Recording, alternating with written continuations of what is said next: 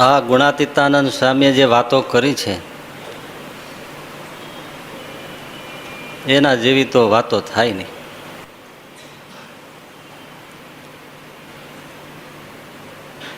તમામ શાસ્ત્રોના અર્કરૂપ વાતો અને આટલી સીધી સાદી ભાષામાં.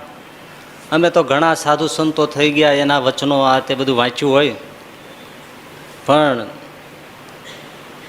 આમાં જે વાતો એમણે કરી છે, ગામડાનો માણસ અભણ હોય એ સમજી જાય, અને વિદ્વાન હોય તો એને વિચારવું પડે.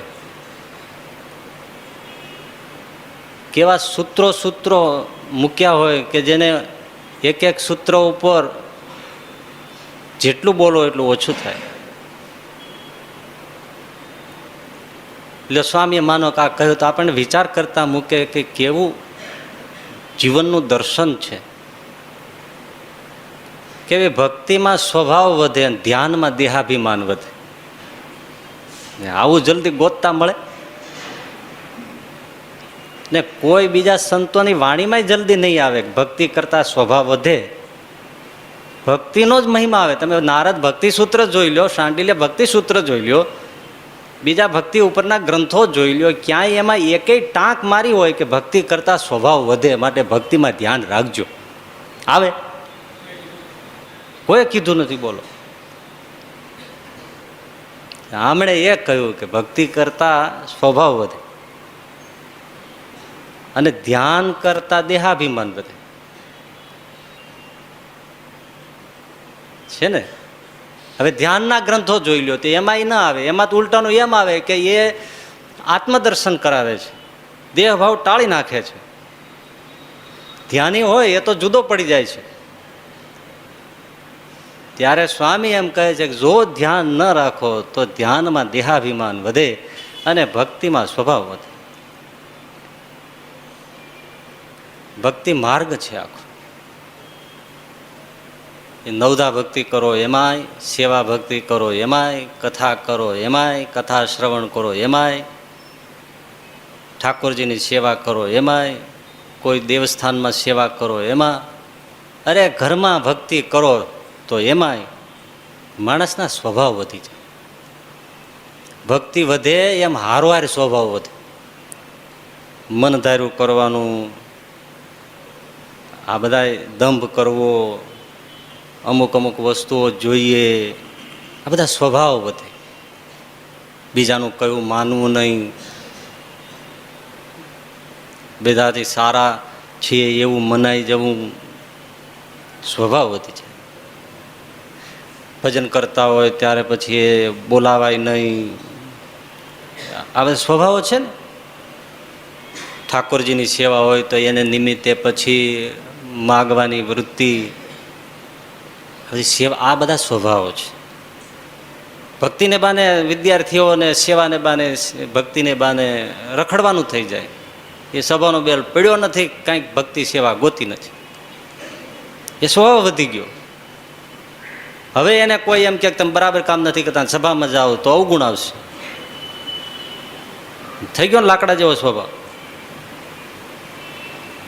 અને સેવા કરતા હોય, ભક્તિ કરતા હોય એને પાછું કંઈ કહેવાય નહીં, કારણ કે એક કોઈ પણ સ્થાનને ગરજ હોય છે ને, એટલે એ સ્વભાવ થઈ ગયો. બહુ ધ્યાન રાખવું પડે. તમે જેટલી આમ આ ઘણી વાર વિદ્યાર્થીઓ હોય એને આમ કાંઈ ન હોય, પણ તરક એને તમે મોનિટર કરી દો, લ્યો, પછી એને વતાવ્યો ન થાય. આ સ્વભાવ વધી ગયો ને. પેલા નહીતર કાંઈ નહોતું. એ સ્વભાવ વધે. એ બધી સેવા પ્રવૃત્તિ, ભક્તિ પ્રવૃત્તિ કરતા કરતા જે સ્વભાવ વધવા ન દે એ ખરી ભક્તિ છે. તમે ઘરમાં ભક્તિ કરતા હો ને તોય શું છે, 3:30 વાગ્યામાં બાથરૂમમાં પાણી મળે ખખડાવવા, અને જોર જોરથી ઘંટડીઓ વગાડે ને આ વગાડે ને તે વગાડે ને આ લાવો ને તે લાવો, નૈવેદ્ય લાવો ને ફલાણું લાવો ને, કનડવાનો સ્વભાવ વધી જાય.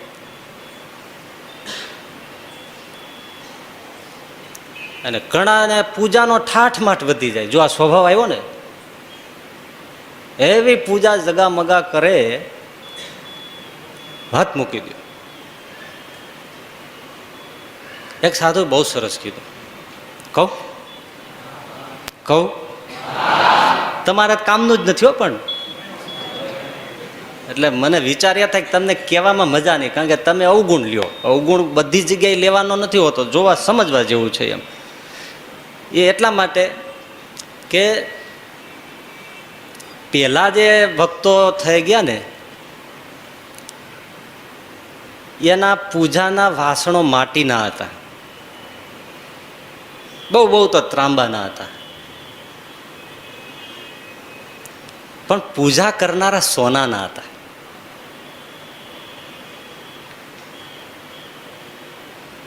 પૂજાના વાસણો માટીના, પણ પૂજા કરનારા.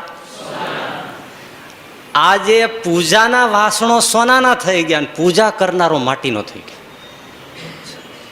કેવી મજાની વાત તમે જો. ઠાકોરજી ઉપર સોનાના છત્રો હોય ને આમ હોય ને તેમ હોય ને સોનાની છડીઓ હોય ને કેટલું હોય ને આમ હોય ને પેટી જગા મગા હોય ને બાજુમાં કેટલી બધા સોનાની આરતીઓ હોય ને સળીઓ હોય ને દર્પણો હોય ને એવા બધા, એ બધું સોનાનું. પણ પૂજા કરનારનું ધ્યાન ઠાકોરજીમાં નહીં, બિલકુલ માટીનો. એ આપણા બધા ગઢિયાઓ હરિભક્તો હતા તો એની પૂજામાં બીજું કાંઈ હોય નહીં, સીધી સાદી હોય. પણ એ પૂજા કરનારા ભક્તો સોનાના, કે એને કોઈ લોઢા જેવો અડી જાય તો એ સોનાનો થઈ જાય. એટલે મેં સમજીને કીધું ને કે પછી એમાં સમજવાનું છે જમાના પ્રમાણે. પછી ગ્રામ્ય લોકો એની રીતે જીવતા હોય, બરાબર છે, પણ તમે શહેરમાં ભણેલા ગણેલા થઈને પછી તમે એમ કહો કે હા સ્વામીએ કીધું તો ને પૂજા જેવી તેવી હાલે. એટલે બાળોતિયા જેવા હોય ઘણાના પથ્થરના. બાળોતિયામાં સમજો, હે બાળોતિયામાં સમજો, હે અડધા નથી સમજતા. એનો અર્થ છે બાળોતિયું શું કહેવાય. હા હા હા, આપઘાત કરવો જોઈએ. જેમાં હગી મૂત્રીને મોટા થયા એની નથી ખબર. બોલો, બાળોતિયામાં તો બગાડીને મોટા થયા તમે, એને બાળોતિયું કહેવાય. જેમાં નાનો છોકરો ઝાડા પેશાબ કરે એ એવું બાળોતિયા જેવું, એને બાળોતિયું કહેવાય. તમને ખબર છે ને બાળોતિયું? હા. પણ આજે શું છે, આજે આખું બદલાઈ ગયું. પેલા માણસ ઘરમાં જન્મતો અને ઘરમાં મરતો, ઘરમાં જન્મતો અને ઘરમાં જ મરતો. આજે હોસ્પિટલમાં જન્મે છે ને હોસ્પિટલમાં મરે છે. આજે ઘરે કેટલા જન્મે છે? લગભગ હોસ્પિટલમાં જન્મ. જે જન્મ ઘરમાં ન હોય, કે જ્યાં દાદા દાદી બા બાપુજીના કેટલી હાથ પેઢીના કુટુંબીઓ ફર્યા હોય, જ્યાં દેવ સેવા થઈ હોય, ત્યાં જન્મ ન થાય. અને મરવાનો થાય ત્યારે ત્યાંય ન મરે. એ સિરિયસ થઈ ગયા છે અને હાલ હોસ્પિટલમાં જ જવું પડે અને પછી ત્યાં મરી જાય. Hospital to via home to hospital, hospital to hospital via home. ખાલી ઘરે વાયા થાય છે, બાકી હોસ્પિટલ ટુ હોસ્પિટલ. બાળોતિયું એટલે બાળોતિયા જેવા ઘણા પથ્થરના પૂજાના હોય. હું ગોને તો 3 દી તો આપણને ઘેન ન ઉતરે. આ નકામા ડોક્ટર ક્લોરોફોર્મ ને આ બધા એને છે બગાડતા હોય છે. આવું એકાદન પથ્થરનું હું ગાડી દો ને તો દર્દી જાગે નહીં 3 દી. અને ઘણા ધોતિયા વળી પૂજાના અમારે અલગ, અને અમે રેશમી જ પહેરીએ, પણ એ લબાચો લઈને કબાટમાં ગાલી દઈએ, વળી પાછો લઈને પહેરે. પણ એવો વધો કડચલી બરચલી ઓગરા ઓગરા થઈને હો બળદિયાની ઝૂલ ચોળાઈ ગઈ હોય ને એવું પહેર્યો હોય. લગર બગર આમ પેલા દેડકાને મારે ને કેમ ફૂલે, મોરે કળા કરી હોય એમાં આમ આમ પીથરાય.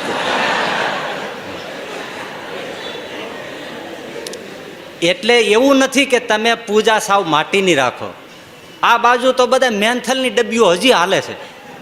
પેટ્રોમેક્સ તો વહી ગઈ, પણ એની મેન્થલની ડબ્બીઓ પૂજામાંથી ગઈ નહીં. હજી ઘણા ને એવું છે. અને ઠાકોરજીને ધરાવવા માટે જે ખાંડ સાકર જોઈએ એમાં ખાંડ હોય, પણ શેમાં ઓલી ઝંડુની ગોળીઓ રાખવાની આવડી ડબલી આવે છે ને એમાં. આવડી ડબલી એટલી પાતળી હોય એ ભરી દે, એ મહિનો હાલે. જેમ ઓલા ડોબાને ન લઈ જાય, ડોબા ગાયો ભેંસોને હવેડે પાણી દેખાડવા, એમાં ઠાકોરજીને સવારે 5 દાણા નાખીને જમો થાળ જીવન જમો વારી બેસ. આમ પાછા ઘણા આરતી ઉતારે થાળની, મેં જોયા છે એટલે કહું છું. જમો થાળ જીવન જમો વારી પ્રભુ જમો થાળ. મેં કીધું આમાં શું જમે, આમાં કરે શું જમે? એટલે પૂજાની રીત શીખો, સરસ પૂજા રાખો. સોના ચાંદીની જરૂર નથી. સાચવવી પડે, ક્યાંક બહાર જાય તો ચોરી જાય, કોઈ ઉપાધિ થાય. અને હું તો એમ કહું કે ઠાકોરજી પાસે આપણે ભલે ભક્તિભાવ હોય, બધી વાત આવે, એનો નિષેધ તો થઈ શકે નહીં. આપણો રાજાધિરાજ હોય એટલે એ સોને ચણ. મૂળ શું છે કે પ્રજાને ભક્તિભાવ રાજામાં હતો. એટલે રાજા હોય એ સોનાના સુવર્ણના મયુરો સિંહાસન ઉપર આમ સજ થઈને બેઠો હોય તો ભક્તોના દિલમાં થાય ને, રાજાનો રાજા તો મારો ભગવાન છે. તો એ કેમ સુવર્ણના સિંહાસન ઉપર બેસીને એને આમ સોના ચત્ર ચમર દબદાગીરી ન હોય? આનો સરસ મજાનો મહેલ હોય તો મારા ઠાકોરજીનો કેમ રાજમહેલ ન હોય? એમાંથી મંદિરોનો શણગાર આવ્યો. અને ઠાકોરજીને સુવર્ણથી શણગારવાનો, રાજાધિરાજ રીતે આમ પેલા મનાવાનો એક ભક્તિભાવ પેદા થયો. પણ દરેક ભાવનો અતિરેક નુકસાન કરે. એટલે મુંબઈમાં થોડા વખત પહેલાં એક મંદિરમાં, જૈન મંદિરમાં વધારે ચોરી થાય છે. તમે જોજો કેટલું વિપરીત. જે મહાવીર સ્વામી આખી જિંદગી લુગડું ન પહેર્યું, એને હીરાની આંગીઓ કરવામાં આવે, આખા નખશીક રત્નોને હીરાથી એને શણગારવામાં આવે. આ મહાવીર સ્વામીને ગમતું હોય? જેને લુગડું નથી પહેર્યું જિંદગીભર. કૃષ્ણ, આપણા શ્રી કૃષ્ણને એને શણગારે તો એ તો રાજા રાજ લેરી છે, એને ગમે. તો આને તો લીરો માથે નાખો તોય ન ગમે. અને આજે સુવર્ણ અને હીરા આંગીઓ કરવામાં આવે. એ ભક્તિભાવ હિન્દુનો છો. કોઈ ઈશ્વર આ જગતનો કરતા છે એવું જૈનો માનતા નથી. એક સમજી રાખો. ઘણાને જ્ઞાન નથી હોતું ને, એટલે ઘણા ભલે ને બહુ આમ ભણેલા ગણેલા હોય પણ એને ખબર નથી હોતી. એને એમ કે આ બધું અહીંયા ભક્તિભાવ છે, અહીંયા ભક્તિભાવ છે. અહિંસા આપણને ભારતમાં આપી હોય, વિશ્વમાં પ્રસાર્યા પહેલાં ભારતમાં, ગુજરાતમાં, તો જૈનોની અહિંસા છે. આજે તો હજી દક્ષિણમાં કેટલાય બ્રાહ્મણો માંસાહાર કરે છે. પણ આટલો બધો જીવદયા ભાવ અને અહિંસાનું પાલન એ જૈનોનું પ્રદાન છે. એટલે 2500 વર્ષ સુધી ઈશ્વર ઈચ્છાએથી જો હજી ચાલ્યું આવે છે. કારણ કે એનાથી ફોર્સ છે, તરત જ જૈનો અવાજ ઉઠાવશે. શા માટે મરઘા મારી નાખો છો? આપણો કોઈ નહીં બોલે, કોઈ હિન્દુ નહીં બોલે કે ભાઈ આટલા બધા મરઘા શું કહે? 90 માણસ આખી દુનિયામાંથી મર્યા, 100-125 મર્યા બર્ડ ફ્લૂમાં, પણ મરઘા કેટલા લાખોની સંખ્યામાં મારી નાખ્યા. એટલે માણસનું ખૂન ખૂન, મરઘાનું ખૂન પાણી, એને મારી નાખો. એટલે આખે આમાં આપણે બચાવ કરી શકીએ એમ નથી. ઘણી વાર મને વિચાર આવે, આ તો હું કહું છું, આપણે ગૌ આખી ટ્રેક બીજે જાય છે, મારે કેવું છે એ જુદું, પણ ગાયોની કતલ ન થાય, બરાબર છે. પણ સાથે સાથે બીજા બકરાઓએ શું બગાડ્યું છે? ઘેટા બકરાએ શું બગાડ્યું છે? ત્યારે જૈનો એકેય જીવનો વિરોધ કરશે મારવાનો. ગાયો એમ જ નહીં, કોઈ નહીં. પાંજરાપોળની પહેલી વ્યવસ્થા કોણે શરૂ કરી? બોલજો. એકે આપણો ભારતીય કોઈ સંન્યાસી, કોઈ મઠ્ઠાધારી, કોઈ એમણે પાંજરાપોળમાં નાખવા જાય એવા કેટલા શ્રેષ્ઠીઓ જૈનો થયા છે કે એને કરોડો રૂપિયામાં ગાયો, ઘેટા, બકરા, કૂતરાઓ બધાને ખવડાવ્યા છે. જીવદયા છે. એવો ફોર્સ હોય કે કોઈમાં અહિંસા છે, કોઈમાં બ્રહ્મચર્ય છે, કોઈમાં ત્યાગ છે, કોઈનામાં ધ્યાન છે. જેમ એક વ્યક્તિ સર્વદેશી નથી હોતો, એમ એક સંપ્રદાય સર્વદેશી હોવા છતાં લાંબે ગાળે ટકી નથી શકતો. એટલે અનેક જુદા જુદા સંપ્રદાયોમાંથી જુદું જુદું માણસ સતત પ્રેરણા મેળવીને પોતાના સંપ્રદાયને, પોતાના વ્યક્તિત્વને સમૃદ્ધ કરી શકે. એટલે પૂજા એવી ન હોવી જોઈએ કે જે જોઈને ભાગે. સરસ હોવી જોઈએ, ધોવાયેલી હોવી જોઈએ. તમારા રોજ કપડાં પૂજાના ધોવાઈ જવા જોઈએ, પેલા પહેરેલા વસ્ત્રો. ચાદર તમારી અમુક દિવસે ધોવાઈ જાય, ભલે રોજ ના ધોવો, સારી ક્વોલિટીની હોય તો. પણ એમ લાગે કે હવે આ સારું નથી, તો સારો પેન્ટ શર્ટ કે જબ્બો લેંગો પહેરીને તમે પણ જો કચડાયેલો હોય, ચીમડાયેલો હોય તો પહેરીને બજારમાં નથી જતા. જાઓ છો તો ઠાકોરજીની સામે શું કામ એવી રીતે બેસો છો? એ આ હું કહું એટલે આ જે ગ્રહસ્થો છે, જે ઉંમર ઉતરી ગયા છે, એ સુધારો કરવાના છે કાંઈ? એ ઓલી ડબ્બી કાઢી નાખવાના છે? એ મેન્થલની ડબ્બી કાઢશે?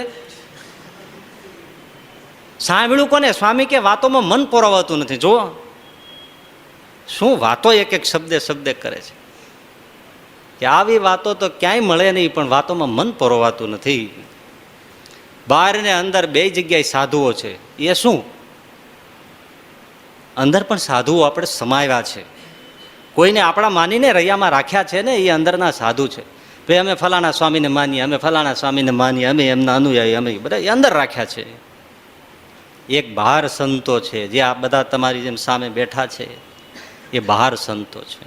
બહાર કુસંગી છે, એમ અંદર એ કુસંગી છે. બહાર સત્સંગી છે, એમ અંદર પણ સત્સંગી છે.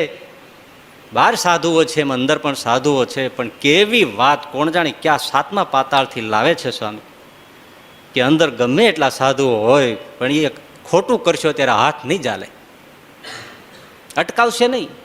અંદર તો બ્રહ્મ ભગવાન પણ બેઠો છે, પણ ભીતર બેઠા હુઆ બ્રહ્મ અટકાતા નહીં હૈ, ભટકાતા હૈ. એ કોઈનો હાથ નથી ચાલતો, ભાઈ તો ખોટું કરે છે, એ તો તટસ્થ થઈને બેઠો છે. પણ જેમાં ભગવાન વસ્યો છે એવા સાધુઓ તરત કહે છે આ નહીં કરતો, અને એ કોઈ કહે એટલે એ નહીં ગમે. નાનપણથી જ આ આપણને સંસ્કાર છે આ, પણ મૂળ તો પાયો બગડી ગયો છે. જ્યારથી આપણે જન્મ્યા ને ત્યારથી કુટુંબમાં એ રીતનું ઘડતર નથી ને, એટલે ત્યારે એને પાલનાની દોરી ખેંચતા ખેંચતા જ કહેવામાં નથી આવ્યું કે તને હિતનું કે એ વિચારીને કરજે, એ કહેવામાં જ નથી આવ્યું. એટલે ઘડતર ક્યાં છે આજે? ક્યાં છોકરાઓ એની કઈ સાર સંભાળ લેવાય છે? અને જેમ જેમ સમય જાય છે એમ આજે તમારા બાલ બચ્ચાઓ એ તમારા માટે માથાનો દુખાવો છે. એક દ્રષ્ટિએ એક વગર તમે છોકરા વગર રહી નથી શકતા. છોકરા જોઈએ, માનતા માનો છો, આશીર્વાદ માગો છો. બીજી બાજુ જન્મ્યા પછી તમે જુઓ કેટલી ઉપાધિ થાય, હાય હાય થઈ જાય. કેટલી ચિંતા. પેલી તમને સંસ્કારની ચિંતા નથી, એ જીવતો રહી એની પેલી ચિંતા છે. કયો? હા, આજે છોકરો ઘરે આવી ગયો એટલે હાશ થઈ જાય. છોકરાને એની પડી નથી કે મારો માવતર બેઠો બેઠો ચિંતા કરતો હશે, એ તો લટુર થઈને ફરે છે. એને એની પડી નથી કે મારી મા હજી સૂતી નહીં હોય, મારો બાપ હજી બેઠો બેઠો ચિંતા કરતો હશે કે ક્યાં ગયો છે, ક્યાં ગઈ છે. એટલું ધ્યાન રાખજો, તમે બે માણસ એટલે પતિ પત્ની, દીકરાઓ સાથે દીકરીઓ સાથે જ્યાં સુધી આવા સત્સંગમાં નહીં બેસો ત્યાં સુધી સંતાનોની ચિંતા તમને ટળવાની નથી. એટલા જોડો. પણ તમે એટલા બધા મોહમાં છો કે એને બસ હરાવા ફરાવા ખેલાવા કુદાવા, એટલે તમે હાથે કરીને તમે તમારું ભૂંડું કરો છો. હવે તમારી તો આ પેઢીમાં તમારે જે થઈ ગયું. મોલ ને ડુંડા આવી ગયા પછી થોડું વાવવાનું હોય ભાઈ. કે છે ને પાકે ગળે કાંઠા ચડે નહીં. પણ તમે જે બેઠા છો એ તમે સાંભળીને ભૂલી જવાના છો. વાતોમાં મન નથી પરવાતું, ક્યાં વીણી લ્યો છો? એ ગાંધીજી હરિશ્ચંદ્રનું નાટક જોવે ને જિંદગીભર એમાંથી વીણી લે કે મારું જીવવા જેવું તો આમ જ છે. નહીતર તો નાટકની અંદર હરિશ્ચંદ્રના કષ્ટો જ દેખાડવામાં આવે છે. હરિશ્ચંદ્રની કઈ સોનાની આરતીઓ નથી ઉતરી, પણ ગાંધીજીએ વીણી લીધું. જીવાય તો આમ જ જીવાય. એમ તમે સત્સંગમાં બેઠા હો ને કંઈક વાત આવી હોય તો એને વીણી લ્યો તો જિંદગીભર કામની છે. પણ એવી ક્ષમતા નથી, અને એવી ક્ષમતા નથી એટલા માટે તમે ગમે ત્યાં જાઓ તમે સત્સંગ રાખો. અને સત્સંગ રાખો એટલે આજની એક જ ડેફિનેશન, બસ મા બાપને પૂછો ને તો અમારો દીકરો સત્સંગ રાખ્યો સામે સવારમાં ઉઠે, ભલે મોડો ઉઠે 10 વાગે ઉઠે, પછી નાહી લે, નાહીને પછી છે ને ઠાકોરજીને દીવાબત્તી કરી પગે લાગીને પછી જ એ નાસ્તો કરે. અને એને એ નિયમ ખરું એમ. આમાં સત્સંગ આવી ગયો. તમે દુકાને જાઓ ને પછી દુકાને જઈને દીવાબત્તી ઠાકવા જઈને દુકાને આમાં અગરબત્તી ધૂપ દઈને પછી તમે બહાર નીકળી જાઓ એટલે દુકાનમાં વકરો થાય. ના ના કયો ને વકરો થાય. ત્યાં કેમ નથી આમ પગે લાગીને પછી ધુવાડો દઈને નીકળી જતા?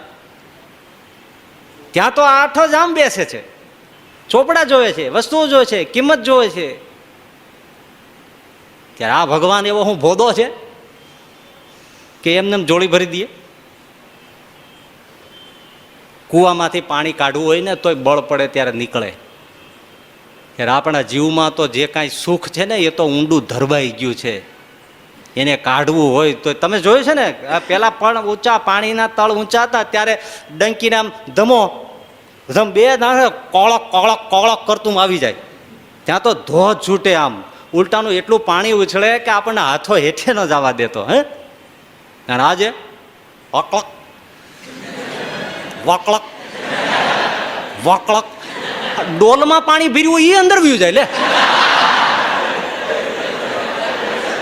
અને એવું પ્રેશર થઈ જાય છોકરો ટીંગાઈ રહે. ડંકીમાંથી ટેપું ન આવે, ટેપું. પણ કોઈ એવો હોય ધમે જ રાખે, ધમે જ રાખે, ધમે જ રાખે. થોડી વાર પછી કોગળો આવે ખરો. એમ અત્યારે કળયુગ છે, પાણી ઊંડા વયા ગયા છે. સત્સંગની સાધુ સમાગમની ડંકી ધમે રાખો, ધમે રાખો તો કોગળો કાવે. પણ આ છે ને, તમે હારા હારા પ્રવચન કરી જાઓ અને વિદાયનું દુઃખ થાય, એ સાચી વાત છે. પણ પછી કેટલા આવો છો, પછી કેટલું હવાય છે એમની, કેટલા આવો છો. જ્યાં સુધી જોગ નહીં રહે ને એમાંથી કોઈ સાધુમાં એવો પ્રેમ નહીં હોય. જે દેશ વિદેશ ગયા છે પણ ત્યાંથી ફોન કર્યા વગર જે ચૂકતા નથી, એના એવા ને એવા રંગ છે, ત્યાં લોપાતા નથી. લાઈવ કોન્ટેક્ટ છે.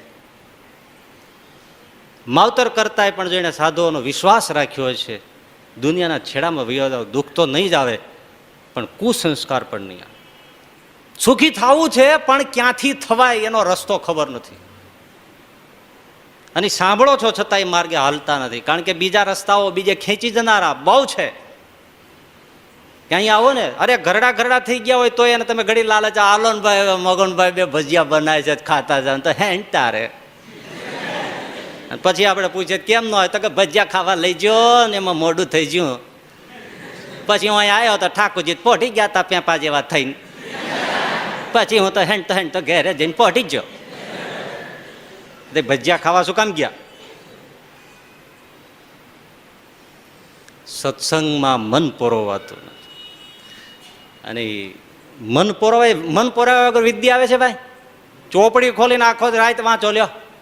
હે જો તમે પાસ થઈ જતા હોય ને મેડિકલમાં ને એન્જિનિયરિંગમાં તમને આ એસીમાં જો મળી જતું એડમિશન, તો હું તમારો ગુલામ.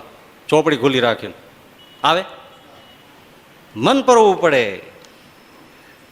તમારે પરીક્ષાઓ નજીક આવે છે, 4 સ્ટેપ તો આમે જ જોઈએ: રીડિંગ, ફીડિંગ, બેડિંગ, રિસ્ટ્રેનિંગ. આ 4 જોઈએ તો તમે સ્માર્ટ થઈને તમે પરીક્ષામાં ઉત્તીર્ણ થાઓ અને સારી નોકરી મળે. સારી નોકરી મળે તો સારું મળે. આમાં કાંઈ ઈશારો કરવો પડે? તરત ખબર પડી ગઈ, કારણ કે જન્મ એના માટે ધીર્યો છે. ભણે છે શું કરવાના માણસ? ખાવા તો એને ઘરે કેટલા વીઘા જમીન હોય છે, તો શું કામ ભણે છે? શું કામ નોકરી સારી લે છે?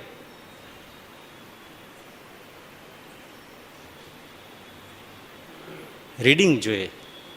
અને રીડિંગ એટલે વાંચવું, સમજાય છે ને એટલું? હા, પણ વાંચવું એટલે મન પરોવીને વાંચવું, ટાઈમ ટેબલથી વાંચવું, વર્ષના શરૂઆતથી વાંચવું, દિવસના પૂરા આયોજનથી વાંચવું, તો થાય. કેટલા કલાક તમે ચોપડીમાં માથા ભટકાડો છો એમ ન થાય. ઘણાની શાર્પ ઇન્ટેલિજન્સ હોય, થોડું વાંચે યાદ રહી જાય. બધાની એવી હેસિયત ન હોય તો એમણે રીચેક કરતું રહેવું પડે. થોડું આગળ ગયા પછી તરત પાછું ફરવું જોઈએ, થોડું આગળ ગયા પછી તરત પાછું ફરવું જોઈએ. એને સિંહાવલોકન કહેવામાં આવે છે. સિંહ જંગલમાં ફરતો હોય રાજા થઈને ક્યારે ફરે છે? ગાફલ નથી હોતો. આમ હાયલો જતો હોય હાદુળો, અને થોડીક વાર થાય એટલે આમ જોવે, પાછો આમ જોવે. એ આમ નો હાલ્યો જાય, એમ ઘેટું હાલે. સ્કૂલમાં શિક્ષકે પૂછ્યું કે એક ભરવાડ 50 ઘેટા લઈને ચરાવવા નીકળ્યો તો ને એક ઝાડની નીચે બેઠો. ભરવાડ ઊંઘી ગયો ને ઘેટા જાગ્યા. એમાંથી એક ઘેટું હાલતું હાલતું બાજુમાં કૂવો હતો એમાં પડી ગયું. તો કુલ કેટલા ઘેટા ભરવાડ પાસે બચ્યા? એકેય નહીં, કારણ કે એક ગયું એની પાછળ બધાય. એટલે સિંહાવલોકન કરવું પડે, રીડિંગ. પણ કેવું? કચેષ્ટા શ્વાન નિદ્રા અલ્પાહાર બ્રહ્મચર્યમ વિદ્યાર્થી પંચલક્ષણમ વિદ્યાર્થી પંચલક્ષણમ.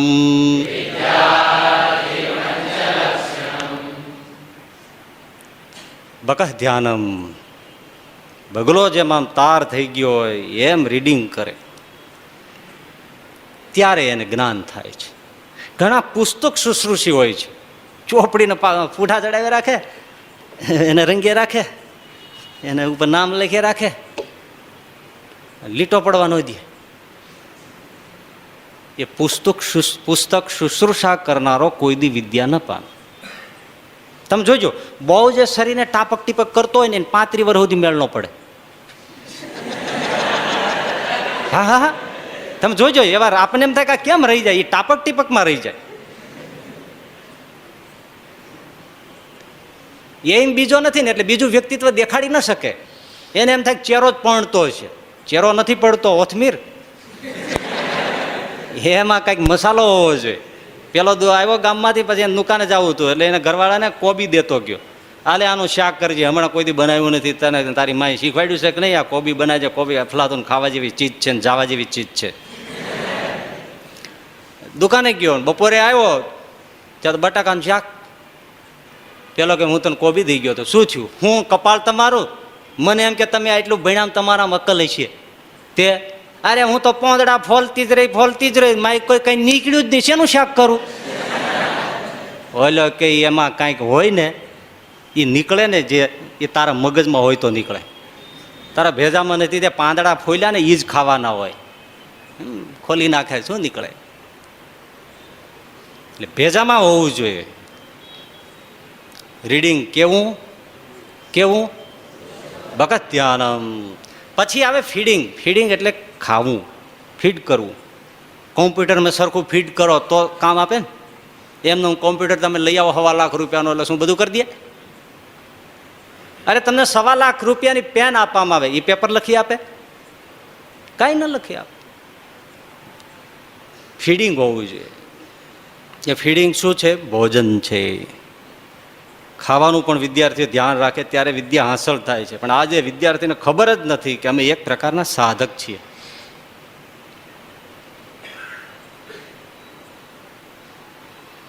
અલ્પાહાર એ બાકી છે ને, હા, એ ફીડિંગ છે. તમે કેવું ખાઓ છો એના ઉપર તમારી સાધના સફળ થાય છે. બહુ મોટી વાત છે. ભરતજી જ્યારે ચિત્રકૂટમાં રામને મળવા જતા હતા ને, રામ વનવાસ થઈ ગયો હતો, ખ્યાલ છે ને? પછી ભરતજી બહુ દુઃખી થાય છે. ચતુરંગી સેના સાથે, માતાઓ સાથે એ પિતાજીનું પણ અવસાન થઈ ગયું હતું. અગ્નિ સંસ્કાર વગેરે કરીને પછી ભરતજી મળવા જાય છે. વચ્ચે શૃંગવેરપુર આવે કે જ્યાં પેલો કેવટ રહેતો હતો, ભીલ, જેણે નૌકા આપી હતી, પાર ઉતાર્યા હતા, સમજાય છે? એ નગર આવ્યું. એટલે કેવટને તો થઈ ગયું હતું કે મારો પ્રભુ રામ છે. લક્ષ્મણ પાસેથી જાણ્યું હતું કે આવું કંઈક બન્યું અને એમાંથી વનવાસ થયો છે. એમાં ભરતજી ચતુરંગી સેના લઈને નીકળ્યા અને એને બધા ભીલોને નગારા વગાડીને ભેળા કર્યા. ભાઈઓ બેલીઓ થઈ જાવ તૈયાર, એક એક નાગરિકને વીણી લ્યો, જીવ તો જવા દેતા નહીં કોઈને. આપણા પ્રભુ પર હુમલો લઈને જાય છે, હુમલો કરવા જાય છે. આટલું લાવ લશ્કર લઈને પેલા વનમાં જતા રહ્યા હતા, એનું હવે શું નડતર છે? હવે તો એને જંગલમાં સુખે રહેવા દો, રાજમહેલમાં તો ન રહેવા દીધા. જંગલમાં રહ્યા છે, પાંદડા ખાય છે, ધરતી ઉપર સૂવે છે. ત્યાં લશ્કર લઈને એને નડવા જવાનું છે? અહીંયા જ પૂરા કરી નાખો. અને ભાઈ ભીલ એટલે ભીલભાઈ, શ્રીજી મહારાજને પણ દબાણના જગન વખતે પેલા કીધું, પેલા ભીલે, એ કયું ગામ હતું? ચાલમસિંહ. ક્યાં ગામનું? ઘોડાસર. ઘોડાસરના એ ભીલ કે મહારાજ હું અમે બેઠા છીએ ને, હું તમે સાધુઓને કોઈ વાત તો આંગળી તો અડાડે. થયા બધા શસ્ત્ર સરંજામ લઈને તૈયાર, એના તીરકામ થાય, એના શસ્ત્ર ભાલા ને એ બધું. એમાં એક ડાયો શાણો વડીલ હતો ને, ઘણી વાર કહેવાય છે ને ગયડા ગાડા. એને આવીને કીધું કે ભાઈઓ તમે લડવા તૈયાર થઈ જાઓ, એ વાત બરાબર છે. ભાઈ ગરડો હતો ને, એમણે કીધું કે ભાઈ તમે આમ સીધો હુમલો ન કરાય, તમે એમ કરો, એનો હેતુ શું છે એ જાણો. તો કે એ તો કેમ ખબર પડે એનો હેતુ શું છે? પછી એ બળવાન થઈ જાય ને પેલો ઘા પરમેશ્વરનો, એના કરતાં પહેલાં જ આપણે દાટી દો. તો કે ના, એમ નહીં, તમે માણસોને લઈને પહેલાં થોડું એમ કરો, ખાવા પીવાનું મોકલો. ગમે તેમ તો આપણે ગોંદરે અતિથિ છે, સ્વાગત થાય. અને ભોજન હું કહું એ પ્રમાણે તમે મોકલો, એમાંથી ખબર પડી જશે કે એની ઈરાદો શું છે. જોજો, એ ગરડિયાનું 21 લાખ વર્ષ પહેલાની વાત છે ભાઈ. એમ કરો, થોડા માણસો માંસાહારી વાનગીઓ લઈ જાય, બીજા માણસો રાજસ એટલે પૂરી ભજીયા શાક ખા તે એવી બધી અન્નની આ વાનગીઓ લઈ જાય, અને અમુક માણસો છે દૂધ અને ફળ ફૂલ લઈ જાય અને ભરતજીની આગળ મૂકે. અને ભરતજી જેનો સ્વીકાર કરે છે એના ઉપરથી નક્કી થઈ જાય. જો એ માંસાહારી વાનગી ઉપર હાથ નાખે તો હુમલો કરી જ દેજો, પછી વિચારતા જ નહીં, તો વિચારતા જ નહીં. પણ જો એ દૂધ અને ફળફૂલ ઉપર હાથ મૂકે તો વિચારજો, એ લડવા નથી જતા, એ તો શરણ્ય ભક્તિભાવથી જાય છે. અને જેવો એ આહાર એમની સામે મૂક્યો એટલે ભરતજીએ દૂધનો થાળ અંગીકાર કર્યો ને બીજાને હડસેલી દીધો, એટલે બધા ભીલવાસીઓ પગમાં પડી ગયા. આહાર એવો, આહાર એવો, આહાર એવો.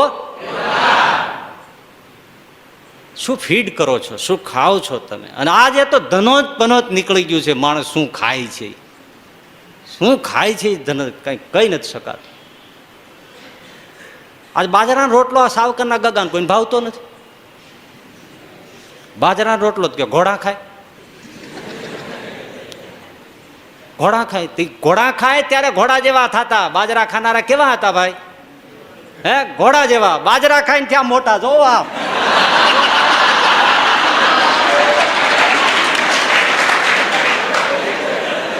અને આ બધા બાજરો મૂકી દીધો તો આવડાવડા ઘોડા ન ત્યાં, પડશું ત્યાં, ગધેડા ત્યાં. ઘોડા નથી થવું તો પછી શું રહ્યું?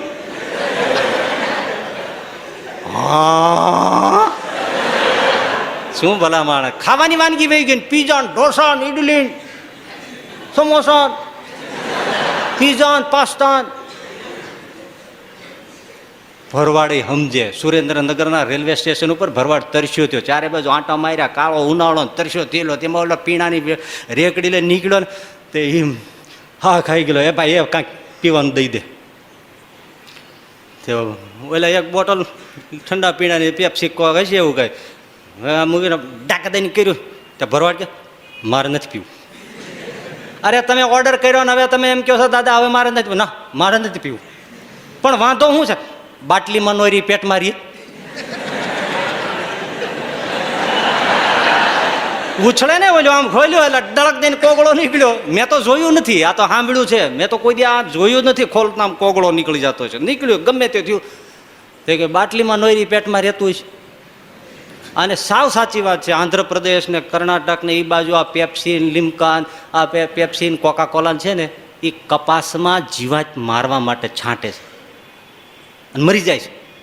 બાથરૂમમાં એક બોટલ લઈ આવીને તમે છાંટજો, બધી જીવાત મરી જાય, એક જીવાત પતી જશે કોકા કોલા પેપ્સીથી. અને આ બધા ઉભા ઉભા પીવે છે. પીવા જેવું છે એના કરતાં ઘોડાનું મૂત્ર કાંઈક ગુણકારી છે. હું હા દાંત કાઢો, મૂકશો નહીં તોય તમે. અરે ઘરે તમે લાવો, હું તમને બતાવું, લીંબુનું શરબત બનાવી દઉં, એક જગ પી જાઓ ને ત્યાં સુધી ના નો પાડો. લીંબુનું શરબત બનાવી દો, લાવો. હે ખાંડ લાવો, લીંબુ લાવો, હું કહું મસાલા લાવો, સાદા સીધા, પણ શું લીંબુનું શરબત બને. આમાં હું પીવાનું? શું ખાય છે એ ખબર નથી. આહાર વયો ગયો. પહેલી વાત છે ભાઈ, વિદ્યાર્થી છે કે કોઈ પણ હોય, માણસ માત્રને સમજજો, આહાર જોઈએ. શું જોઈએ? ખાવા જોઈએ. કેટલો પાયો છે, બેઝિક. અરે એટલા માટે તો આહાર ઉપર કેટલો ધર્મ છે. એટલે તો ગળથુથીમાં મધને વધારે પીવડાવવામાં, એ પ્રસાદીનું હોય એવું પીવડાવવામાં આવે, ચટાડવામાં આવે. એનાથી આખો એનો સંસ્કાર પડી જાય. અન્નપ્રાશન સંસ્કાર કહેવાય છે. અન્ન બોટણા જેને તમે કહેતા હશો, સંસ્કૃતમાં અન્નપ્રાશન કહેવાય. ખાધા વગર ન ચાલે, ખાવું તો જોઈએ. પણ સમજી લ્યો, તમે જીવવા માટે ખાવ છો, ખાવા માટે જીવો છો? હે બોલો છો સાચું, વર્તો છો?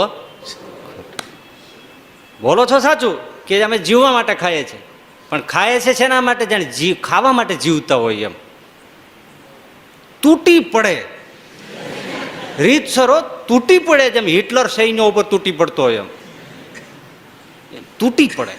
ભોજન રાડ્યું પાડે, અમે તમારું શું બગાડ્યું છે. એટલે આપણે ત્યાં જમવામાં જ્યારે આવતું ત્યારે અન્ન છાંટે, પાણી જળ છાંટે, પછી 5 કવલ બહાર કાઢે, પછી થાળીને અન્નને પગે લાગે, થોડા મંત્રોચ્ચાર થાય, બાજુમાં અગ્નિ રાખવામાં આવતો હોય, એમાં થોડો ટુકડો નાખે, કાંઈ કૂતરાને નાખે, કાંઈ ગાયને નાખે, પછી જેમ યજ્ઞ છે. તૂટી નહોતું પડાતું, અને આજે તો તૂટી પડે છે લોકો. જો જીવવા માટે આપણે જમતા હોઈએ તો આપણા માટે પોષણ પેલું કેન્દ્ર હોય, લક્ષ્ય હોય. અને જો ખાવા માટે જીવતા હોય તો સ્વાદ કેન્દ્રમાં હોય છે. જો જીવવા માટે જમતા હોઈએ તો એમાંથી મને કેટલું પોષણ મળે કે ન મળે. વૃદ્ધાવસ્થામાં પણ ખાસ ધ્યાન રાખવું જોઈએ. વૃદ્ધાવસ્થામાં ખાતા નથી આવડતું એટલા માટે માંદા પડે છે બહુ.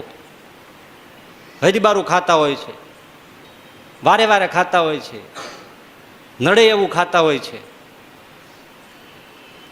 વૃદ્ધાવસ્થામાં બહુ સમજવા જેવું છે. આજનું તો શિક્ષણ વયું ગયું ને, એટલે ઋષિઓના ગુરુકુળમાં બધા વેદ શીખવાડવામાં આવતા. એમ આયુર્વેદ પણ વેદ છે, ઉપવેદ છે. આજે દૂધ જાડા થયા હોય ને દૂધ ન પીવાય એ ઘણાને ખબર નથી હોતી. અહીં આવે કટોરો લઈને ઓલી દૂધની ઓળી, અમે દૂધ આપવાનું શું થયું? મને જાડા થઈ ગયા છે. તે તારે અહીં નહીં બગાડવું છે? કંઈક છાશ પી, કંઈક દહીં ખા. દૂધ તો કોઠો ઉલટાનો ઓલો કરી નાખે. કામમાં આવે એવું એજ્યુકેશન જનરલી નથી અપાતું. અભ્યાસ એવા થઈ ગયા જે હોય તે.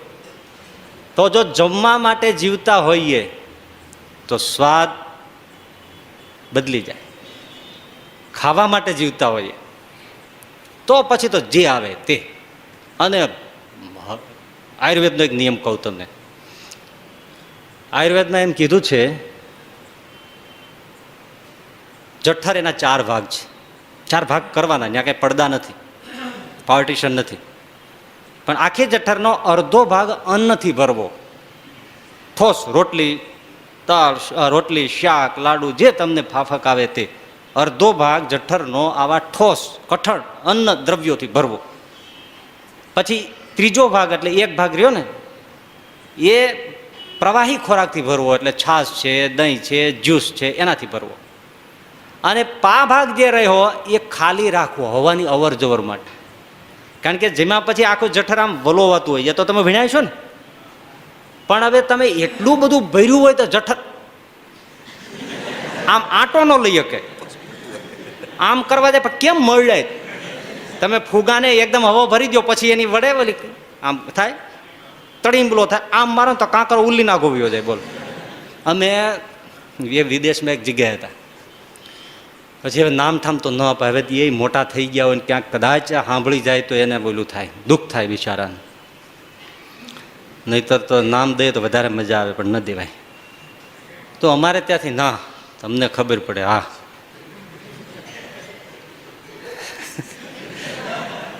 તો ત્યાંથી અમારે 200, 250, 300 કિલોમીટર એક સિટી હતું, ત્યાં જવાનું હતું. તો અહીંથી એમ થયું કે ઠાકોરજીના થાળ કરીને જમીને આપણે નીકળીએ બધા. એટલે હરિભક્તો સાથે હતા, હરિભક્તોનો છોકરો હતો, પણ છોકરો એટલે 5 થી 6 વર્ષનો છોકરો. કેવડો કહેવાય ભાઈ, 5 થી 6 વર્ષનો.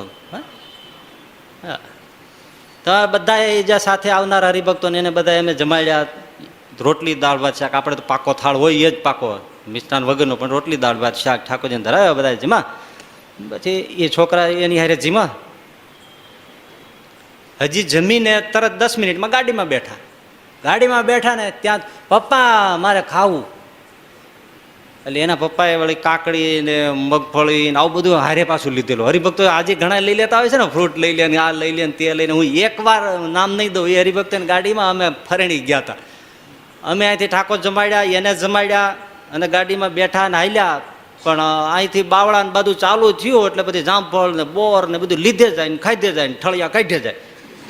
હા, મેં કીધું આ ગજબ છે હો, આ તો કેટલું કેમ હમાતું છે. પણ મારે જે વાત કરવી છે જલ્દી, આ બહુ મોડું થશે, અલ્પાહારનું જલ્દી કહી દઉં તમને શિક્ષણ થોડું. તો એ છોકરા એ જમાડ્યા, જમીન પાછા ગાડીમાં બેઠા. ગાડીમાં બેઠા થોડી વાર થઈ આવડી કાકડી ખાઈ ગયો, પાછું થોડી વાર થઈ 2 ગ્લાસ પાણી પી ગયો. અવળો છોકરો, હું તો જોઈએ જ રાખું. કારણ કે આપણે તો હું ખાઈ ન શકે ને, એ જોવા ઉપર જ તાન હોય. અમે બધા સાધુઓ તો જમ્યા પછી કોઈ ખાઈ ન શકે, એટલે બધા સાધુઓ દર્શન કરે બધા. ઓઈલો તો પાણી પી ગયો, પાછું મગફળી ચાલુ કરી, મગફળી ખાઈ ગયો. તો સાથે પાછા ઓલા હતા ચોસલા હતા બનાવેલા, તો એ થોડી વાર થઈ એ ખાધા. ત્યાં એક જગ્યાએ પધરામણી જવાનું થયું, તો ત્યાં પાછા એને ફ્રૂટ ને એ બધું સુધારીને બધાને ડીશો આપી. પાછી એક ડીશ ઈ ઉલાળી ગયો. હજી પાછા આગળ ગયા ત્યાં વળી પાછું પાણી પીધું. વળી પાછા ગયા તો વળી એક મેડિકલનો સ્ટોર આવ્યો હતો, ત્યાં ઉતર્યા, ત્યાં ઓલી કેડબરી નાન તેને એ બધું આપ્યું, તો એ બધું ખાધું, હારે લઈ લીધું. એ ગાડીમાં ખાતો ગયો. એ વાળું છે વચમાં પાછી એક પધરામણી આવી, વળી ત્યાં બધા ફ્રૂટ ને એ બધું આપ્યું, એ વળી પાછું ખાધું. અમે બધા જોઈએ રાખી. અને પછી અમે એક બોર્ડર આવીને અમે ત્યાં ઉતર્યા. તો ઓલા હરિભક્તો કે સ્વામી તમે અહીં બેસો, તમે કંઈ પાણી પીતા નથી, કંઈ ખાતા નથી, આમ છે ત્યાં થોડી વાર બેસો, ઠાકોરજી પધરાવો. આપણે નાળિયેર લઈ આવ્યા, એના નાળિયેર આવડા નાળિયેર હો, આ માથાથી મોટા, મેક્સિકોના. તે લઈ આવ્યા નાળિયેર, સુધાર્યું, ઉપરથી કાપીને ઓલી આપે ને શું ઓલું કે છે ને સ્ટ્રો, એ આપ્યું. અમે કોઈ સાધુ પૂરું ન પી શક્યા એટલું પાણી. ઓલો આખું પી ગયો. પી તો ગયો. પછી એને કે એના પપ્પાને કે પપ્પા આની અંદર મલાઈ હોય. એ નાળિયેરને ભાંગ્યું, એમાંથી મલાઈ વાંદરું કોતરેમ કોતરીને ખાઈ ગયો. અને પછી ત્યાંથી અમારે પાછું આગળ જવાનું હતું, એટલે મારી પાસે જ બેસતો.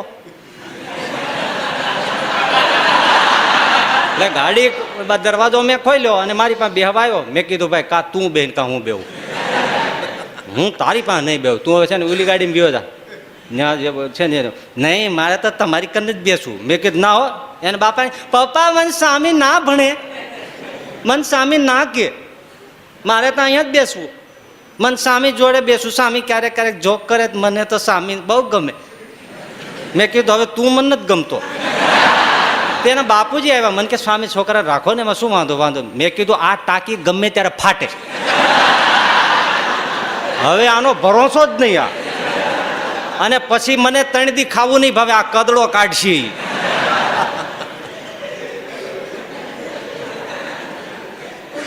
ઘણા લોકો તમે જોજો ભજીયા ખાય. ઓહા, એક જણો તો ખાઈ ખાઈને આડો પડી ગયો, તો વૈદને બોલાવવા પડ્યો ચોકામાં. તો વૈદ્ય આવીને કીધું ભાઈ ઓહો ડોબું આફરી ગયા છો. હવે એમ કરો, આ ગોળી એક છે ને એ મોઢું ફાળું કરો, ઉઠો બેઠો થઈ શકતો નહોતો. મોઢું ખોલો, એક ગોળી લઈ લ્યો એટલે હમણાં તમારે છે ને ગેસ બેસી જાય, હરકું થઈ જાય. હા તો પડ્યો કે એમ ગોળીની જગ્યા હોય તો લાડવો ન ખાઈ જાઉં. હજી એને લાડવો ખાવો છે. અતિ આહારી તમને વિદ્યામાં ક્યાં નડે છે તમને? એ તમને જો કહું, તમે હમણાંનું પેપર વાંચતા હોય, જો હું તો બધું પેપરમાં મને આવું બધું રિસન્ટ મળે ને એટલા માટે હું પેપરને અડું, નહીંતર હરામ પેપરને અડીએ એમાં કાંઈ સારું નથી. પહેલાં એટલું બધું ગંદુ નહોતું આવતું, આપણે ભલે ન જોતા હોય પણ હવે ઘણી જગ્યાએ તો એટલું બધું સરસ વસ્તુ આપી હોય અને આખું 90% પાનું ફિલ્મોના એનાથી ભર્યું હોય, પણ એનો ખૂણે હમણાં દિવ્ય ભાસ્કર છે ને, દિવ્ય ભાસ્કરનું આખો 2 નહીં 4 પાના એટલા બધા ઓલાથી ભર્યા હોય છે, પણ સોનામાં જે ઓલા લોખંડમાં જેમ હીરાની કણી હોય ને એમ એક જગ્યાએ ખૂણે સરસ આવે છે. અને મારે આખું પાનું આમ કરીને મને ગમે એટલે હું એટલું વાંચું, બાકી અડવા જેવું નથી. એવું તમે વાંચજો, દિવ્ય ભાસ્કર આવે છે, એમાં સરસ મજાનો એક પ્રેરક પ્રસંગ એવો સરસ લખ્યો હોય છે, અદ્ભુત અફલાતુન. પણ હવે લખ્યો છે એવી જગ્યાએ ને કે એ પાનું જો અમે વાંચતા હોય ને તો કોકને એમ જ થાય કે સાધુ થઈને આવું શું જોવે છે, એટલે સંકોચ થાય. આજે બહુ ગંદા પેપરો થઈ ગયા છે, પણ અંદર મોતી જેવી વાત એમાં એક આવે છે, પ્રેરક પ્રસંગ, બહુ સરસ. તો એ છાપામાં તમે જો વાંચ્યું હોય તો એ હતું કે તમારે વિદ્યા હાંસલ કરવી હોય, તમારે યાદશક્તિ વધારવી હોય, યાદ આવ્યું તો ભૂખ્યા રહ્યો. હવે યાદ આવ્યું? હા, કારણ કે જ્યારે આપણને ભૂખ લાગે છે ભાઈ, ઉણોદરીનો મહિમા તો બહુ છે. તમે ચાંદ્રાયણ કરો, ગમે એટલા ઉપવાસ કરો, એના કરતાં ઉણોદરી વ્રત રાખવું, પેટને ઊણું રાખવું, એને ઉણોદરી વ્રત કહેવાય. આપણે ગુરુદેવ શાસ્ત્રીજી મહારાજ કહેતા 2 કોળિયા ઓછું ખાવ ને રોજ, એ મોટામાં મોટો તપ છે. પણ રેવાય સામે આમ અફલાતુન આવી ગયું હોય, પેલા તો કોઈ દિવસ આપણને એમ થાય કે હવે હું ધરાઈ ગયો, એમ જમાય નહીં.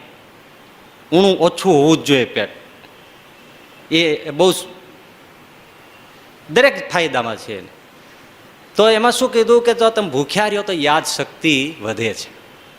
હવે આજ આપણે તો ઋષિઓ અલ્પાહારનું કેટલા વર્ષો પહેલા કહી ગયા છે, પણ વિજ્ઞાનની વાત કરું તમને ગળે ઉતરશે, બીજા સાંભળશે ને ગળે ઉતરશે, કે જ્યારે મગજમાં ગ્રેલિન નામનો અંતઃસ્ત્રાવ એટલે હોર્મોન જરે છે મગજમાં, ગ્રેલિન, ત્યારે તરત આપણને ભૂખનો અહેસાસ થાય છે. એ ગ્રેલિન સ્ત્રાવના 2 અસર છે. એક આપણને તરત ભૂખની અસર થાય, મને ભૂખ લાગી છે, એ ગ્રેલિન નામના સ્ત્રાવથી થાય છે. પરંતુ સાથે સાથે ગ્રેલિન સ્ત્રાવ બીજું કામ બહુ સરસ કરે છે. મને બહુ ખુશી આવી ગઈ. જો આ પાપ કીધું ને પેપરમાંથી આવા રતન જડી જાય, કારણ કે આપણે ક્યાં સાયન્ટિસ્ટમાં મળવા જવાના છે. બીજું કામ એ ગ્રેલિન કરે છે કે એ સ્ત્રાવ જરે એટલે આખું એ મગજના બધા કોષ સક્રિય થઈ જાય છે. કારણ કે ડિમાન્ડ ઊભી થઈ ગઈ ને, ફૂડની ડિમાન્ડ જ્યારે ઊભી થઈ, મગજને તરત પ્રોટીન આ તે બધા સર્વો જોઈએ છે, ત્યારે એટલા માટે તરત ડિમાન્ડ માંડે કરવા. લાવો ભાઈ, કોઈ જગ્યાએ આપણે તરત કેમ કોઈ જગ્યાએ રસોઈ પીરસતા ખૂટ્યું હોય તો પછી બૂમબરાડા નથી થવા દે, એ ભાઈ આવા દે, આ શું છે ઘડી બીડી આવા દે ને, હવે આ બધું માગ થાય ને. હવે રસોડાની અંદર થોડાક જ લાડવા રહ્યા અને ગરદણી જેને ત્યાં જમણવાર હતો એ તો મૂંઝાણો, કરવું શું? પછી એક ભાઈ હટાકટા જાડો માણસ ગોતી આવ્યો. જાડો એટલે કેવો?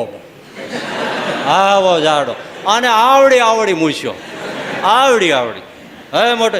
એને કે ભાઈ આ તમે લાડવા પીરશો ને? અને ઓલો ઊભો છે તાહડો લઈને નીકળ્યો, હાલો ભાઈ લાડુ કોને લેવા? ના, આપણે જ પાણી જોઈશું, આપણે લાડુ ને જોયા. તમારે લાડવા છે? ના દાળ ભાત માટે, બીજું કાંઈ નહીં. આખો તાહડો ભરીને વિયો, કોઈ લાડવો ન લીધો. બોલો,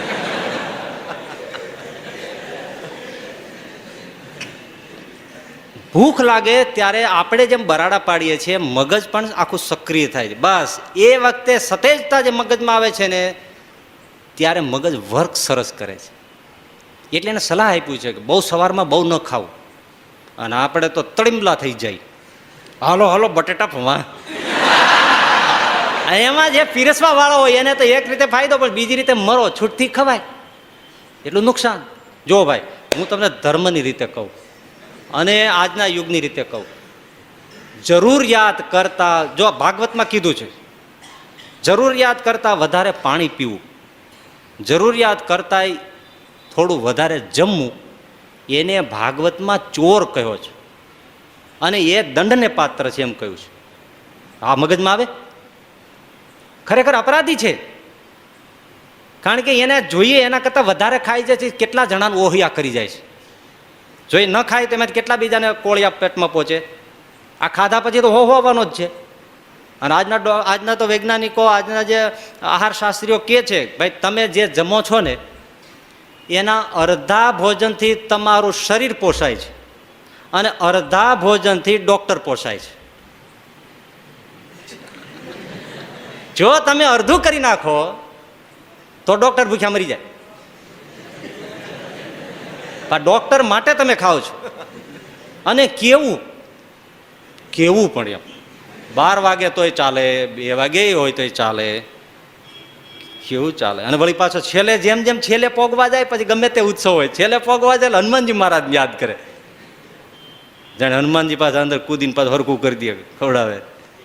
ના, વિવેક રાખો. આ દંડ જ છે. તમે પાણી બગાડો તો અપરાધ છે. પાણી વધારે પી જાઓ. અરે આપણા ગુરુદેવ શાસ્ત્રીજી મહારાજ ભોજન કરવા બેઠા હોય, પાણી પીવાનું હોય, ગમે ત્યારે એ જે તુંબડી નાની હોય ને એટલે એમાં પા ભાગની ભરીને મૂકવાની હોય, એટલામાં ચડું થઈ જાય, બધું થઈ જાય ને પી લે. અને જ્યારે પાણી માગે ત્યારે જેટલું એને કીધું એટલું જ એ પાછું એમાં ટીપે ટીપે પી જાય. આજે તો આપણે વયું ગયું બધું, ગમે તેમ ઢોળી નાખે. લુગડા લઈ આવે 8-10, મોટી ડોલ લઈ આવે મોટામાં મોટી, એ બધું એમાં બોળે, ઘડીક બખડ કરી આખી ઢોળી નાખે.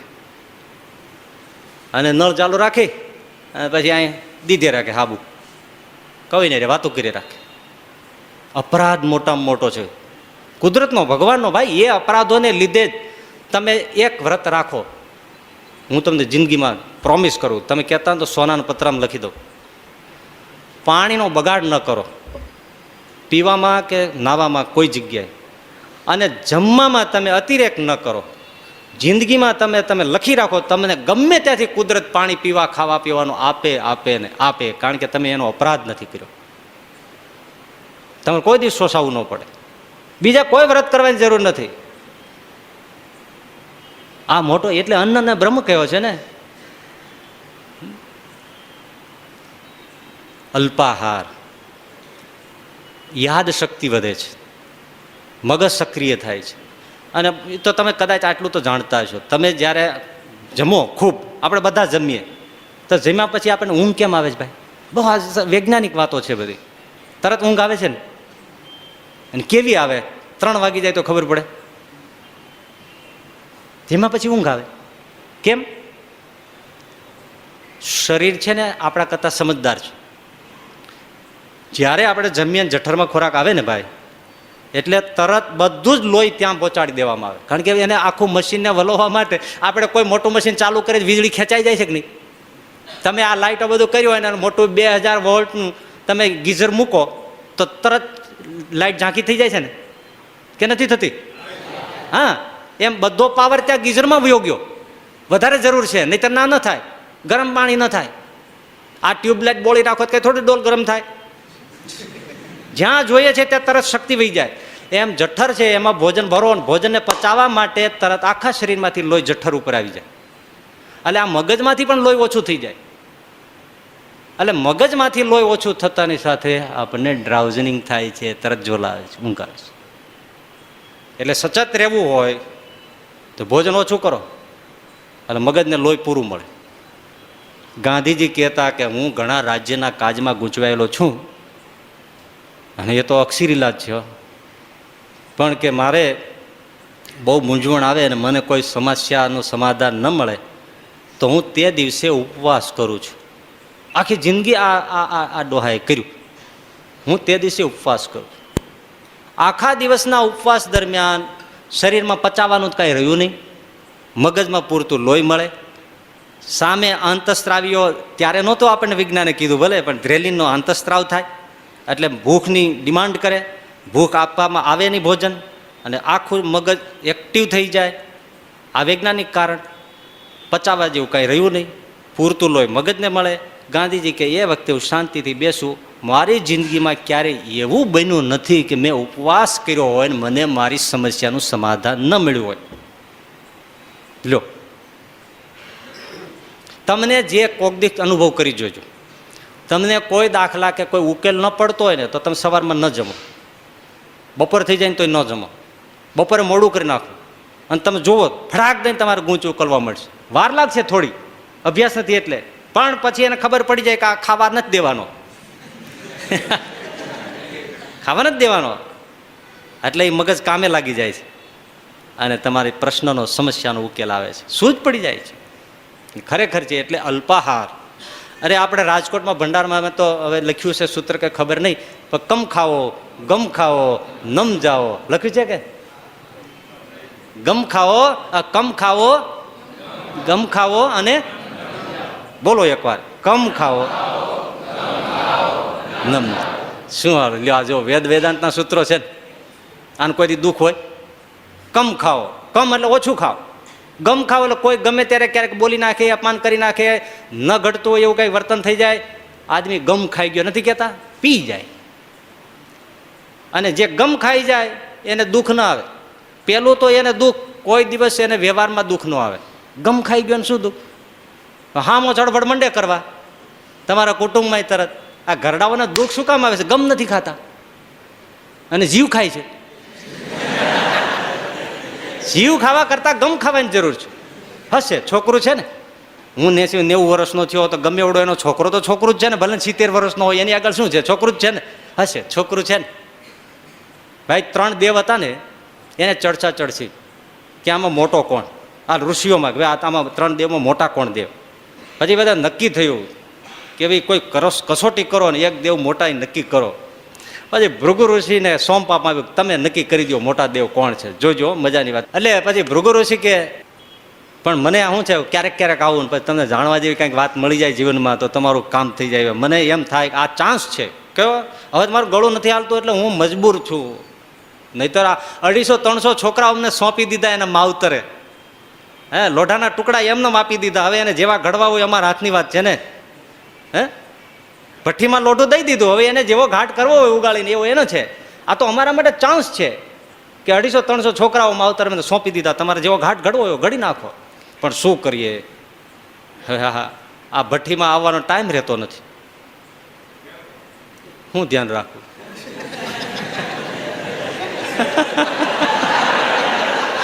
એટલે ભલે ભૃગુ ઋષિ કે ચાલો નક્કી કરી આવું. પછી સીધા ભાઈ તો કૈલાસમાં. આમાં કોઈ દેવોનો અપરાધ નથી આપણે કરવાનો, સમજવાનું છે, સમજાવવા માટેની કથા છે. બાકી આવું બન્યું ન બન્યું જ છે, કારણ કે બહુ શાસ્ત્રીય વાત છે. એટલે અને એ તો દેવતાઓ હોય મોટા હોય તો લીલા છે, બધી લીલા છે. એટલે સીધા ભૃગુ ઋષિ કૈલાસમાં ગયા. કૈલાસમાં ગયા તો મહાદેવજી બેઠા હતા. મહાદેવજી જઈને સીધા તતડાવા માંડ્યા ભૃગુ ઋષિ. નહીતર વંદન કરવું જોઈએ દેવ કરે. શું આમ છો, એ બોલાય મારે બોલાય નહીં. હા આવા જટિયા રાખ્યા છે ને આવા હરપના ગળામાં ફીંડલા નાખ્યા છે ને ડમરાન ડાક અને રૂંઢમાળ, આથી એક પવિત્રતાનું ચિહ્ન છે. મોટા દેવ થઈને બેઠા છો, લોકનો અગ્રણી હોય આવો હોય, એક કપડું પહેર્યું નથી ને કાંઈ, આમ બધા ઘરમાં આમ તમે રહ્યો છો. અને મહાદેવજી બેઠા તારી ઝપટ.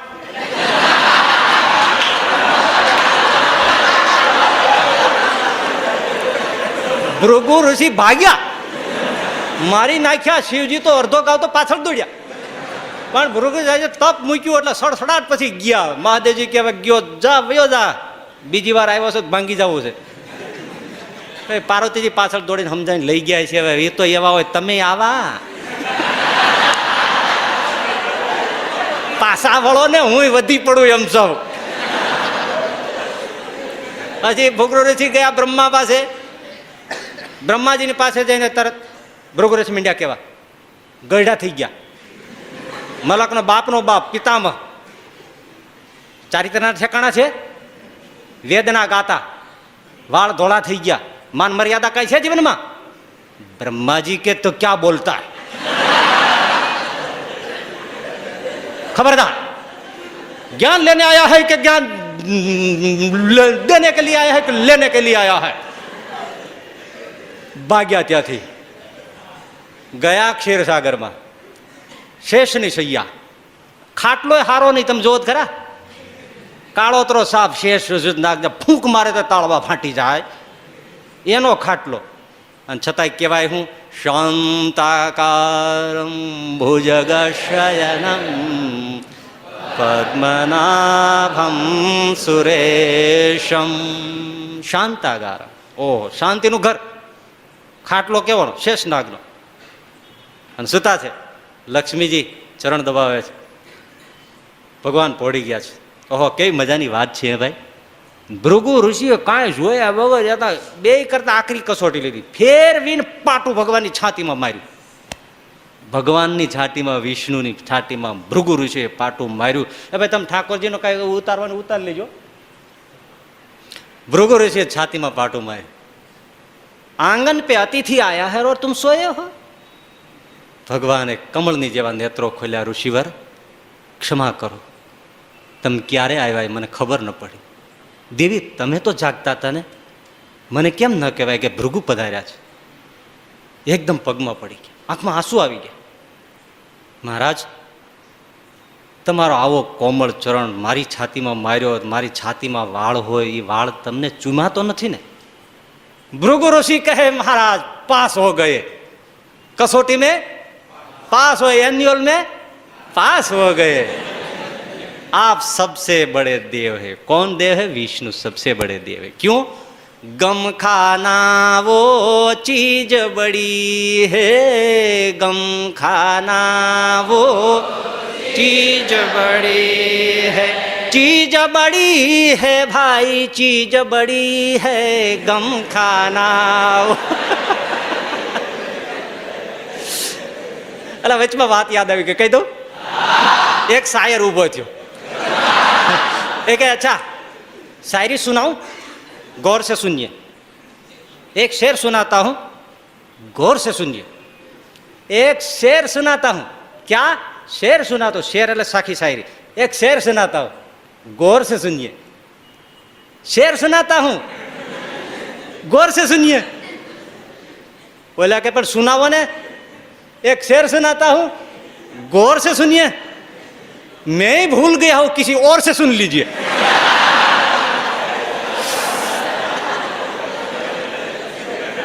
कम खाओ, गम खाओ અને નમ જાઓ.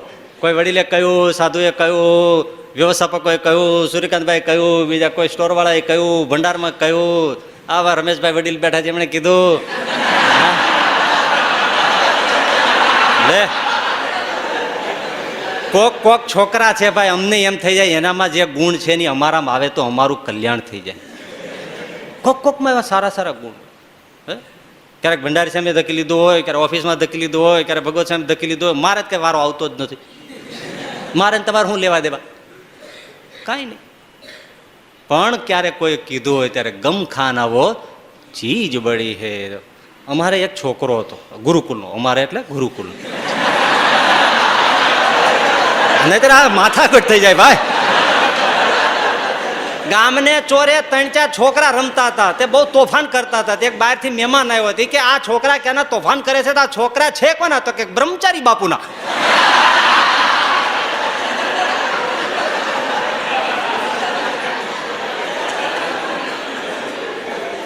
એટલે એક એ ત્યાગ સ્વામી આજ આવ્યા છે, એને એ છોકરાના, હા, અપાણી દિનેશ છોકરો હતો. અપાણી દિનેશ બહુ ડાયો છોકરો, સારો. પણ જોજો, ઘેરે વીઘા જમીન. ઘરડિયાઓ કંટાળ્યા નથી ને? હા, આમાં તો જુવાનિયાનું આવે, ઘરડાનું આવે, બધાયનું આવે. કોક ને ક્યાંક લાગી જાય તો એનું કામ થઈ જાય. તમારું કામ ન થાય કાંઈ નહીં, મારું કામ તો થઈ જાય. આજ આખા દિવસમાં હું કોઈને 2-5 વાત કરું ને, મારી પાસે કોઈ આવ્યો હોય એને વાત કરું એટલે મારો રોટલો સફળ થઈ જાય. ખાધું કાંઈક થઈ ગયું એમ. તો એ દિનેશ ઘેરે કેટલી ખેતી, 2-2 ટ્રેક્ટર ક્યારે હશે? સુખી ખેડૂત છોકરો, ભણેલો, કોલેજ કરેલો, પછી ખેતી સંભાળે. એમાં ટ્રેક્ટર હાંકતા છે તે પછી ટ્રેક્ટરને પણ આમ ઓલે વજન દેવાનું હોય ને એવું કાંઈ હોય. આપણે તો હાંક્યું નથી, પણ આમ રાંપ દબાવવાની ઊંચી નીચે એવું કંઈક કરવાનું હશે એનું ક્લચનું. એવું તો કંઈક થોડી જગ્યાએ કંઈક વધારે આમ દબાવ્યું છે, એટલે બધા ટ્રેક્ટર થોડું મળ્યું દબાવવા ને એવું બધું હશે.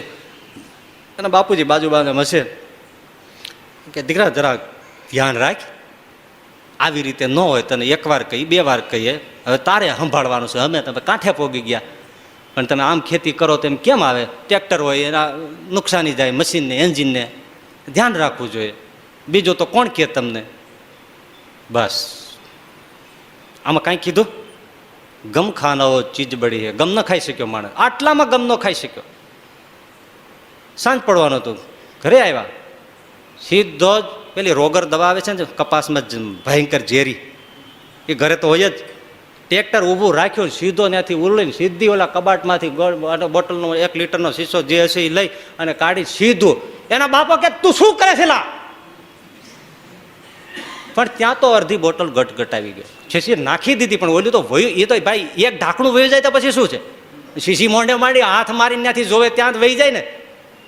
એ કે મેં જે કર્યું બરાબર કર્યું, મને તમારું કહેલું હવે ખમાતું નથી અને હું તમારે ત્યાં હારે રહી શકું એમ નથી. હવે તમારી ખેતી તમે સંભાળો, તમારા ટ્રેક્ટર તમે સંભાળો.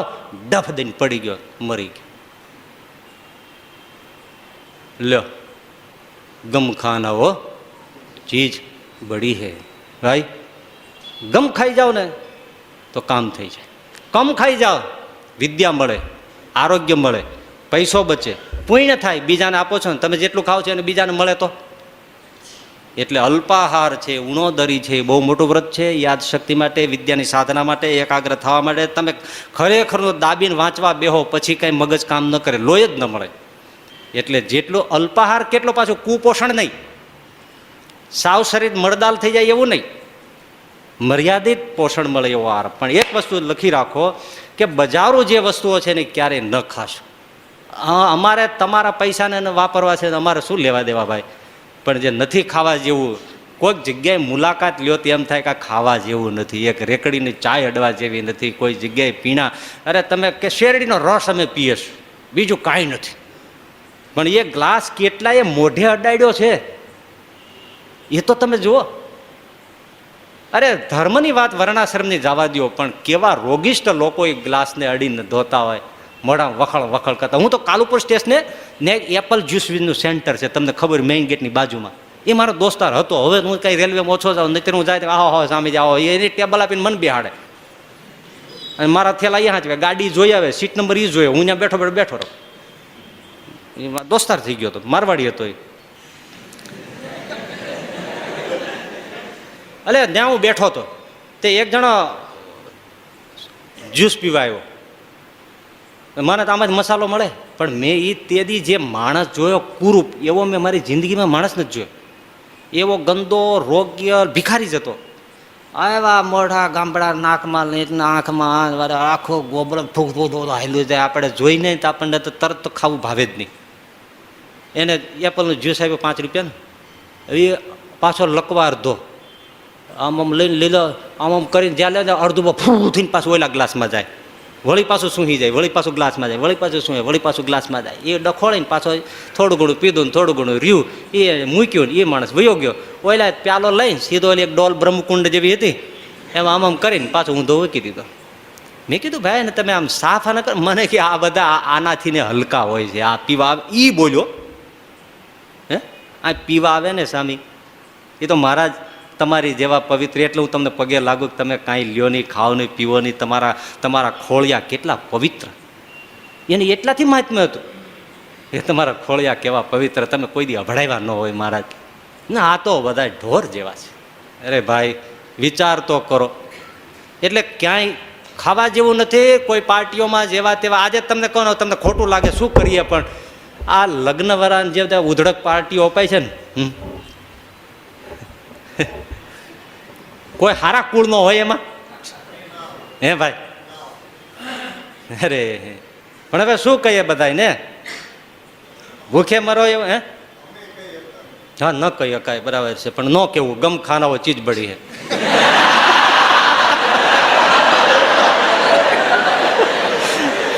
બહુ કહીએ તો આપણને ઘરમાં રોટલો ન દે ઈશ્વરભાઈ. એટલે આપણે બરાબર છે, પણ જે આમાં સમજદાર હોય, પાળનારા હોય, એ લોકો પાળે, વ્યવસ્થિત હોય. મને એક જણો હમણાં જ મળ્યો 3-4 દિવસ, મને કે આ બુફે કર્યું ને એ સ્વામી આશીર્વાદ છે. મેં કીધું કેમ? એટલે બધી જગ્યાએ એવું બુફે થઈ ગયું ને.